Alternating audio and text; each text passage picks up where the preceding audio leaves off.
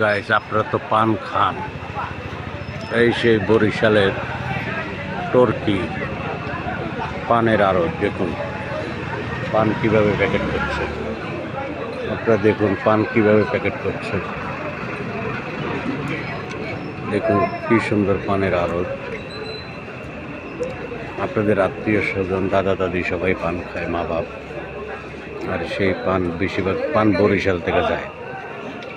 এই যে আড়ত দেখুন, এই যে পানগুলো তৈরি করতেছে।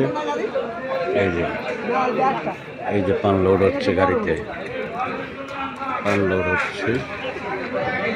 এই দেখুন পান লোড হচ্ছে গাড়িতে। এই পান যাবে বিদেশ।